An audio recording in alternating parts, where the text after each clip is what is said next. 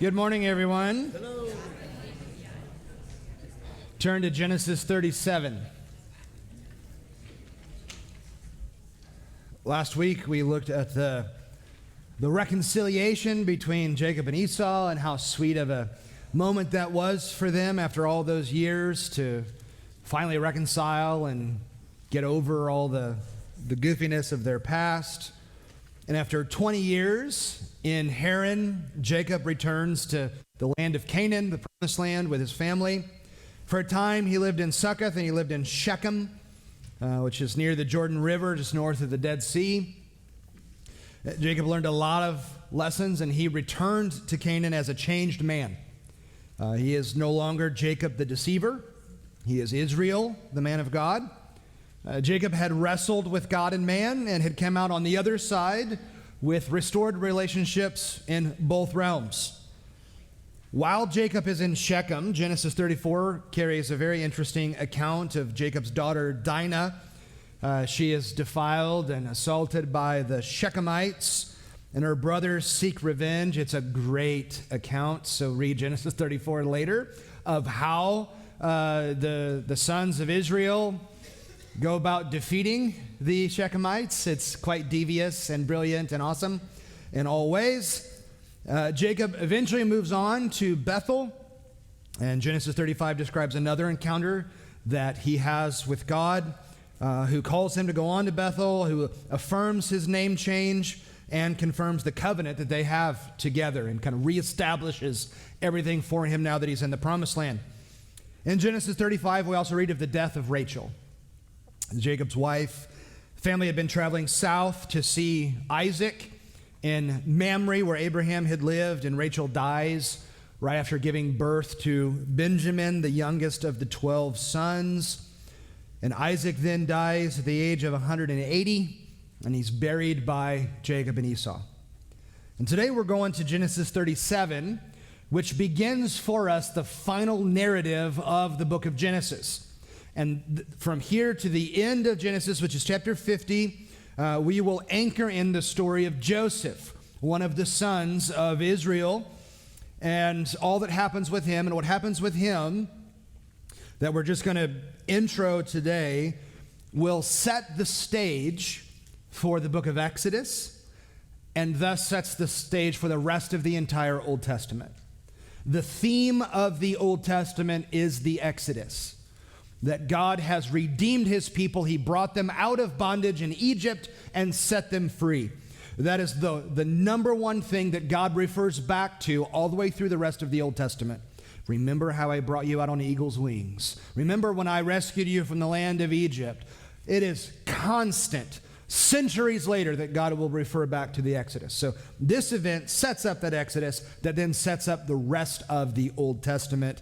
And then the Exodus even being a picture of the work of Christ on behalf of his people, moving into the New Testament. So what happens here in Genesis 37 and in the coming chapters is incredibly important and cannot be underestimated.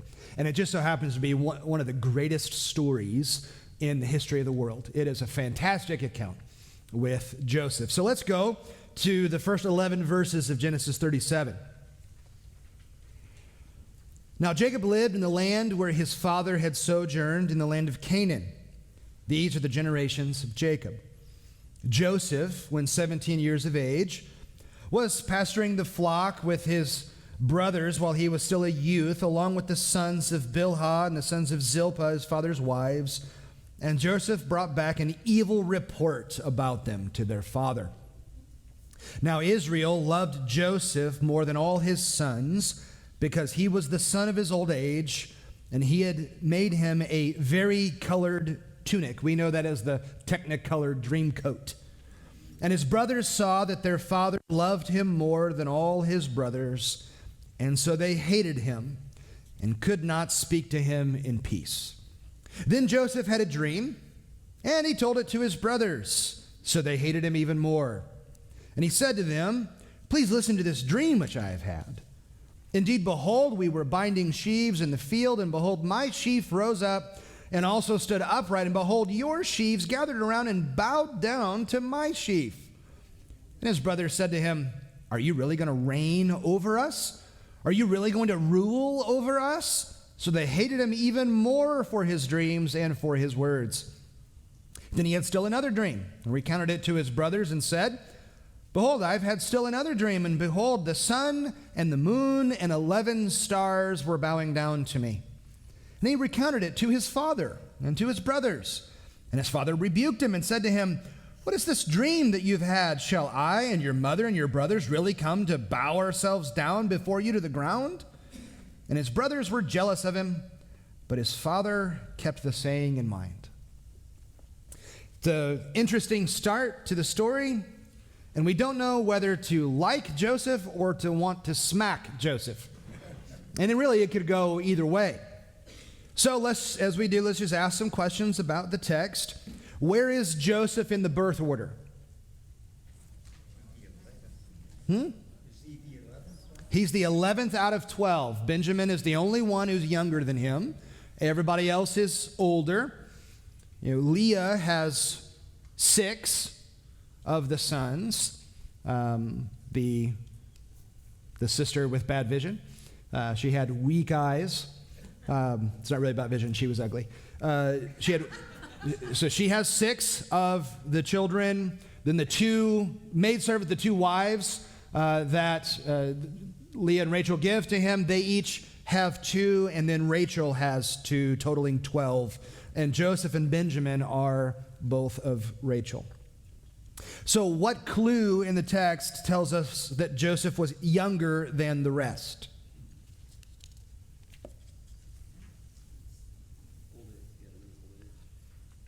Yeah, son of his old age. Verse 2, still a youth. So we know that he's younger than all of them. One of the ways we know is he's not out in the fields with the brothers. He's still at home with dad for various reasons, and we're told he is 17 years old at the time. So he's a child, and because of that, we know they've been back in Canaan in the land of promise for 10 or 11 years now. So they've been back for a while, and they've gotten settled, and they're doing all their farming stuff. And Joseph has been out feeding the sheep with his brothers. And what does Joseph do that ultimately gets him in some trouble?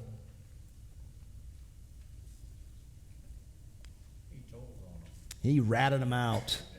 Brings a bad report to dad. And if you want to get beat up really quickly, that's how you do it. You rat out your siblings.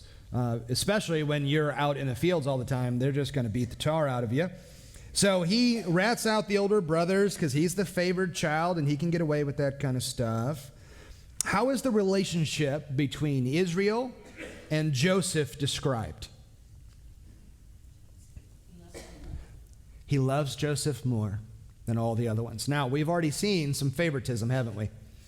Has the favoritism worked out yet? No. It has not. Favoritism among parents never works out well. For the love of all that is holy, don't do that. Because it blows up every single time, and it certainly does here.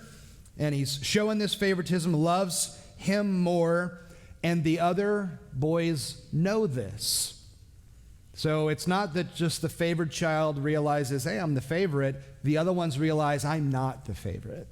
And they feel that lack of love from their father.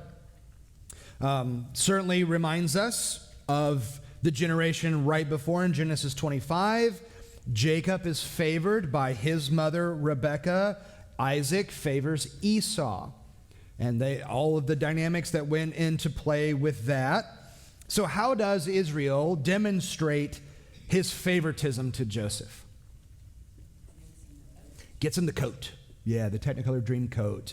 The coat of many colors, whatever you want to call it. This apparently seems to be a fancy gift that really is a sign of importance of this child over the other ones. It's a symbol of prominence in the family.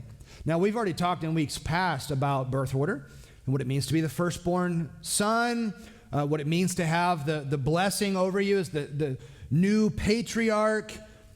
And then 11 out of 12 gets the sign of prominence. what Reuben, the oldest, should have received. Joseph gets 10 children later. So there's all sorts of things about their culture that should not be happening here.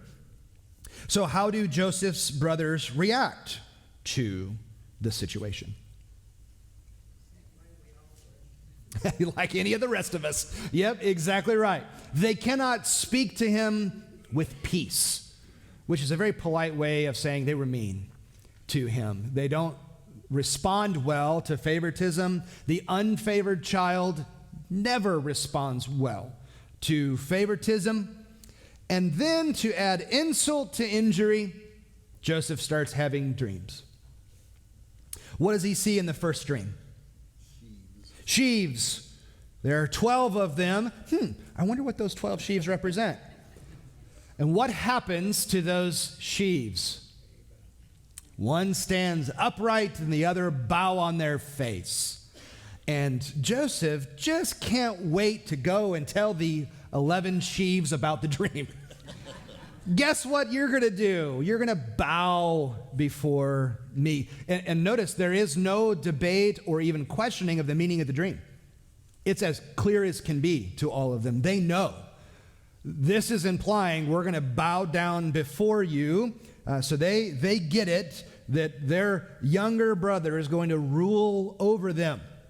What does the text say as they respond to that dream? They hated him even more.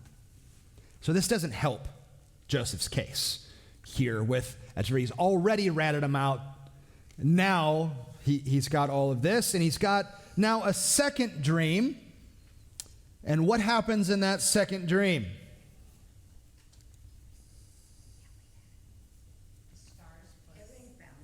Yeah, the sun and the moon and the 11 stars. So he goes and tells it to his brothers, and not just the brothers. He goes to dad. Only the favorite spoiled child can do that. The unfavored child can't go to dad with stuff like that, but the favored one can. Hey, guess what? I just dreamt all of this, and the whole family is going to bow to me. What an interesting thing to do, to have these dreams and just tell everybody you can possibly tell. How does Israel respond to Joseph? He rebukes him. Yeah. Because dads don't bow to sons. Older brothers don't bow to younger brothers. This is not going to be a thing. So he rebukes him, and then he keeps it in mind. Reminds me of Mary in the Christmas account, right? She treasured up all these things and pondered them in her heart. So they hear this. It's like, yeah, stupid, you shouldn't say stuff like that. I wonder if there's something to it. Yeah, maybe something's going to go down. And the fact that there are these two dreams, seemingly back to back, communicating the same message, certainly implies they're divine, they're from the Lord, and these things are going to come to pass, and they're going to come to pass quickly. So the brothers are jealous of Joseph. So it could be they're jealous because he's the favored one. It could be they're jealous because he's having dreams from God that he's going to rule over them. So they don't like that at all. Again, rule over the family, rule over even the patriarch. So in the account, we've got some of the same themes we've already seen. History repeats itself. And even there are those who say, history doesn't repeat itself. It sure does rhyme, though. There's these same things that happen over and over and over again ever since Abraham. There's favoritism within the family. There's God providing a revelation of his plans, of what he's going to accomplish in the world. He lays that out to an individual. He's done that multiple times before. You've got a wife who can't conceive and then miraculously does. You've got a younger brother who's going to inherit the promises made to Abraham and the leadership of the family when that's not supposed to go down, which is strange. You got to wonder why there is this law of the firstborn, because God never follows it. Every single generation, he just upends this law of the firstborn. For it all, he likes to turn things on their head. Again, the robe is typically given to the firstborn son. It's a sign of prominence, of preeminence. So the fact that he gives this robe to Joseph is a sign that Israel has given the blessing to him, not to Reuben, the firstborn. No wonder it has really messed them up, because this is not a good sign for him to do. And all of that seems to be confirmed in the dreams that Joseph has. But oddly enough, the family line of the promise doesn't ultimately go through Joseph, does it? It goes through one of the other brothers. It goes through Judah. Jesus, the Lion of the tribe of Judah, not Joseph. So ultimately, it's not about Joseph, but it will be certainly in the short term, historically. And it seems that Israel has not learned his lesson about all this strife that comes from favoritism.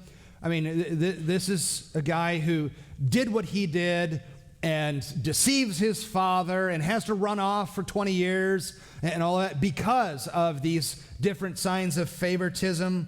But he does it anyway, and things are really, really about to get very ugly because of this favoritism.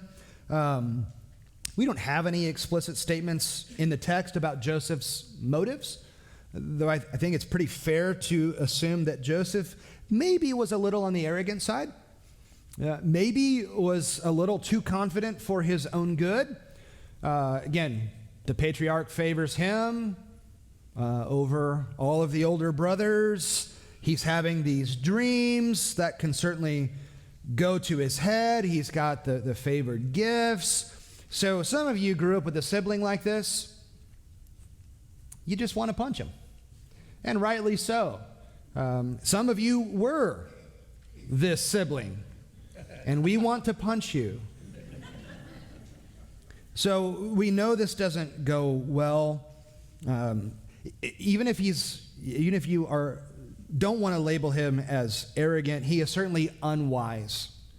It's foolish to take all of this and immediately share it with the brothers in a way that could even be hinted at being bragging in any sort of way. And that lack of wisdom creates much more strife than otherwise would have been necessary. Could he have been provoking his brothers because he knew how he stood with his dad? Could he have been provoking his brothers because he knew how he stood with his dad? As the younger brother, absolutely. Yes, because if I would have had that opportunity, I would have taken advantage of it. And so would the rest of you. Don't judge me. You absolutely would. So, again, he knows he's 11 out of 12. He's a nobody. The 11th son gets nothing. Reuben's going to get it all, and then the other brothers, they're all going to outrank him. So any little bit, he's going to take and he's going to blow out of proportion. And I would submit he's likely purposely provoking his brothers, which he's about to learn was not a smart thing to do. Yep. And we'll learn as well. And many of you have heard me say this before. Over the years, I've been serving full-time in churches for 23 years. And when you work in churches and with church people, you learn some lessons pretty quickly and repeatedly. Sometimes out of necessity, sometimes just because people are people, and that's how it works. One of the lessons that I have learned over the years is this: never underestimate the power of a wounded ego. When an ego gets wounded, that person will respond in some of the fiercest ways imaginable. That's how people turn into killers without intending to. A wounded ego. So never underestimate the power of a wounded ego. You should put that on a bumper sticker and put it somewhere. I'm going to have a sign etched and put it up in my office because it's true. When that happens, people get all sorts of bent out of shape. And we're getting ready to see it. Let's go to verse 12.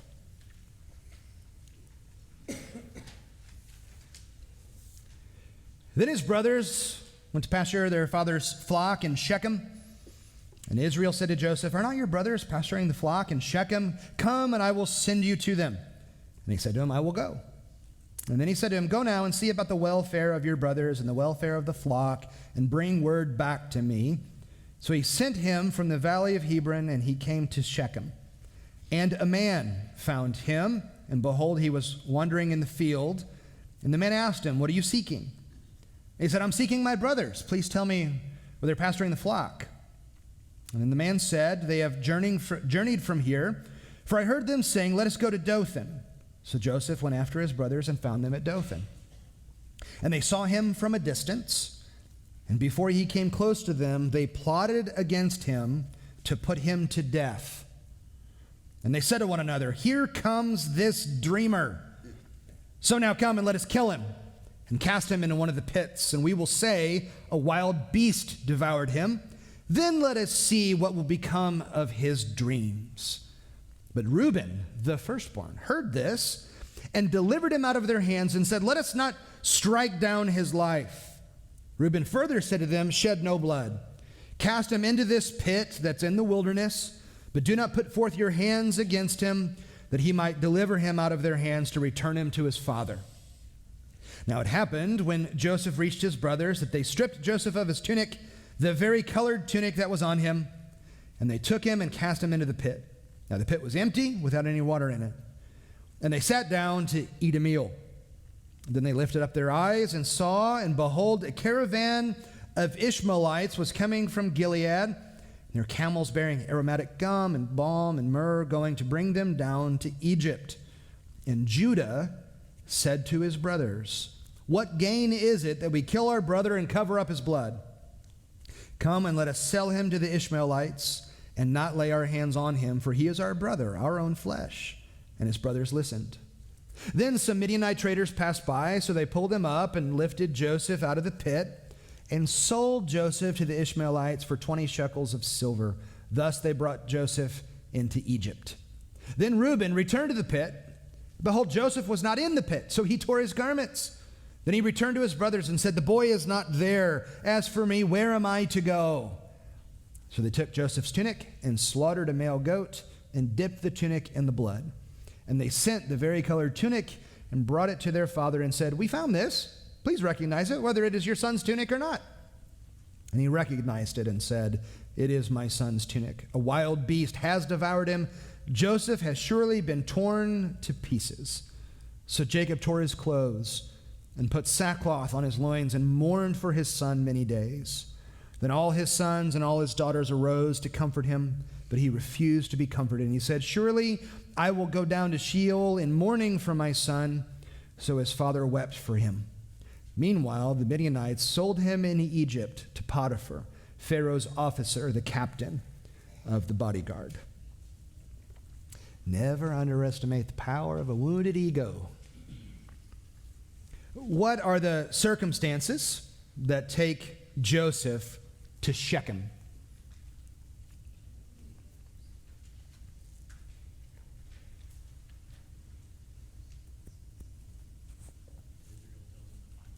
Yeah, go check on your brothers. Go check on the flocks. How are things going? You know, they don't have Twitter. They're not texting back and forth. How are things going in the field?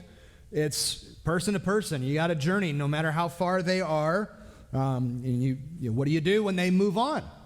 You ask somebody where they are, because you don't know where they are. They're not posting live GPS coordinates of where the food truck is today. You have to go and find it. And he arrives in Shechem, and they're gone. And then verse 15 is one of my favorite verses and characters in all the Bible. And a man found him. I love this guy. We don't know anything about him. Otherwise, he's a man, and he happened to be there. And a man finds Joseph. "What are you looking for?" "Oh, well, I'm looking for my brothers." And the man says, "Oh, I heard him talking. They're going to Dothan." So here's why I like this guy. And we don't know anything about him. Is this. If this man is not in that field and tells Joseph that they're in Dothan, Joseph doesn't get to Dothan, where he's sold into slavery, and doesn't get to Egypt, where he will rise to become second only to Pharaoh and save Israel through the famine. If this man is not in a field in Dothan, Israel dies in the wilderness, and God's people are off the face of the earth. All of it hinges on a man in a field. If you're familiar with plays, you know what a bit player is? With a bit part, this unnamed character that you may not even have any lines. The only part you play in the story is like to point. That's this man. He points. So I like this man because I want to be this man. I have no desire to be famous. You know, if you ask the younger generation now what's their greatest desire in life, they'll tell you it's fame. I think that is the dumbest thing in the world. I mean, do you watch the news of what comes out of Hollywood? It doesn't work out well for famous people. I don't want to be famous. I want to be a man in a field who, at the end of his day, they write on my tombstone, he just pointed. That was it. Like, what did Ian accomplish? He just pointed and said, there's Jesus. Just go to him. That's all that matters. That's all I care to be, a man in a field. So while we may want to grow in stature or grow with a platform, whatever it might be, sometimes history hinges on a man in a field. And that's okay, because you need to be the man in the field. So I love that guy. That's just a weird thing that I have about that, but what a lack of ambition. What's your dream in life? A man in a field. That's my ambition. So how do the brothers respond when they see Joseph approaching? Here comes the dreamer. Yeah. Here comes our brother who lives in fantasy land. What are we going to do? Let's kill him. So why? They don't want the dream to become a reality. It's not necessarily out of jealousy because he's favored. It's jealousy because God has given a dream that he's going to rule over them. Here comes the dreamer, kill him so that the dreams aren't real. So they want to take out his life. And Reuben, here's a great part of the story. Reuben's the firstborn. He's the one who ought to be the most angry at Joseph because he's the one who should get the dream coat. He's the one who should get the blessing from dad, and he's the one who steps in and saves his life. He the man. Yeah. He's better than a man in a field. He's a man with a plan in the field. And encourages them, don't do this. Just throw him in a pit. And secretly planning, I will go and rescue him later once the brothers are gone, secretly intending to do that. And they throw him into the pit, and they sit down to eat. Yeah, it doesn't even bother them. They just, hey, our brother's in the pit. We're going to leave him there to die. You want some pizza? I mean, just like that, they start to, they move on, which, by the way, they have, archaeologists have dug up a couple of structures in Tel Dothan in the region. They've also uncovered 2 ancient pits, one of which could be the one that Joseph was tossed into. We know where this is in the world.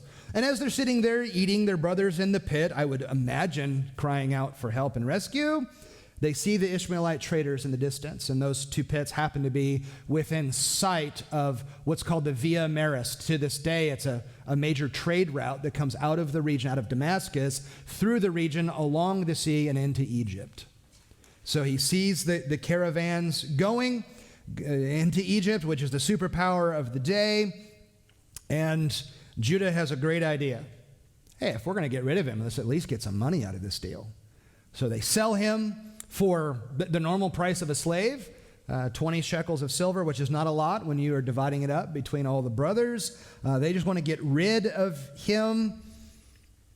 But apparently Reuben is not there, because when he comes back to the pit, Joseph is gone, and he has a terrible reaction. He tears his clothes, the sign of anguish, because he wanted to rescue. And then he says, "Where shall I go?" in verse 30. Why does he say that? Because he's the firstborn who's responsible for the safety and livelihood of all the sons. It's Reuben.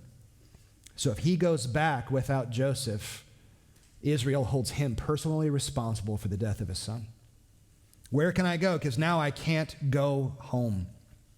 So they fabricate the plan, get the coat, and they slaughter the animal and cover up their sin with the blood of a goat. Again, there's some salvation imagery there. You can think about that later. They continue the deception. They go back to Israel. Hey, can you identify this coat? Whose coat is this? They know whose coat it is, bunch of liars. Oh, it's my son's. And he goes into mourning. He's indeed been killed by some wild beast, and he will mourn until he dies, he says, until I go down to Sheol. Sheol's the place of the dead. This is the first time in the Bible it will mention Sheol. Before I go to the grave, I will go to the grave mourning for my son. Meanwhile, Joseph is alive, but he's been sold into slavery to Potiphar in Egypt. Again, all of this setup to get us to Egypt. That's the whole point. And the narrative will now turn to be there in Egypt. Once again, we see sinful attitudes within family. They bring so much turmoil, so much pride and deceit and hatred. They see their father devastated by all of this, and they continue to cover up everything. In a bit of irony, if you remember back to the previous generation, it was Jacob, Israel, who deceived his father. How? Do you remember? Goats. He sacrificed a goat and prepared it for his father and uses the skins to cover up his bare skin so that he could be hairy like his brother Esau. So the man who deceived his father with the goat is deceived by his own children with a goat. So your sin will find you out. Again, history doesn't necessarily repeat itself, but it sure does echo, and that's what's happening here. He loses the favored son, or at least he thinks so, and he's inconsolable. The brothers give in to their jealousy. They give in to a little bit of greed. They sell their brother. They lie to their father in a cover-up that they maintain for 2 decades. They continue to lie about this until they are standing in Egypt, and the brother that they betrayed and sold stands before them, ruling over them, and they bow with their faces to the ground. Seems like the dream came true. So if he hadn't shared that dream, it would have taken away a lot of the meaning. A lot of the meaning. It wouldn't have been near as potent. Wouldn't have been Because once we get to the end of Genesis, it's wonderful. It's awesome. I love it. The brothers legitimately believe he's going to kill us. He's got the power to kill us. And we would all go, yeah, sure, he probably should. Yeah, that's what you deserve. And in one of the most beautiful pictures in all the Bible, he forgives. Because he looks back and he sees what God did, even with their sinful actions, to accomplish his will in the world. That's how sovereign God is over all things that happen, even the things that happen in the middle of a field in Dothan. God orchestrates all of that too. So, you've got some homework, and we'll pick up the story next week. 1, 2, 3, go team.